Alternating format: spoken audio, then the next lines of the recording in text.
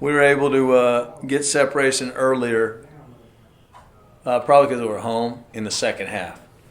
We got a little separation there, had a little run, and against them it didn't happen until over there. I think it happened at the 8-minute mark of the game. It was like a tight game, and then we got separation. This game, we got it earlier, and we were able to.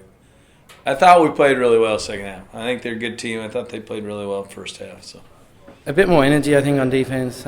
Dane specifically was pretty ridiculous tonight. Getting his hands on a lot of balls. That's what he does. So yeah, it was just he brought that spark for us, and we sort of took it from there. I thought Dane Pinot was outstanding defensively. He changed some things defensively in that game. Kind of called him the heart and soul of your team. He's a big part of what we do. He's a big part of what we do. So I think he's he was last year. I think he's a little under the radar a little bit this year. He's not piling up points, but he's a good player. He's a good player to us, and we really need him. That's why I don't take him out.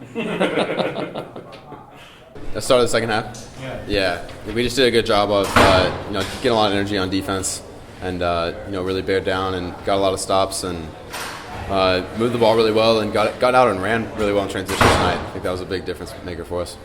Yeah, good competitors, I think. I think that's part of being a good competitor is understanding that the challenge that's before you, and it is a challenge. I mean, as a coach, I've been doing this 32 years. It's a challenge.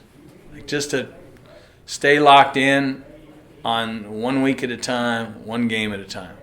And there's a lot of pressure. And you gotta block all that out and just focus on being as good as you can be every game. But yeah, I think our guys are doing a pretty good job of it. We still have 9 to go, so we're not done. We have to continue to do it, and it does gets tough down the stretch, having been through it a number of times. I wouldn't say any pressure. I think every game we know is going to be tough. So we're just concentrating on the next one. Every team in the league's pretty good this year. So we don't want to put pressure on ourselves. We just want to go out there and play as hard as we can. And we know we're going to take team's best shot most nights, but that's a good thing because that helps us get better. And then so hopefully later in the year we'll be the best we can be. With Gonzaga a game ahead of you and not likely to lose to anybody else, do you come into every game knowing we got to keep winning?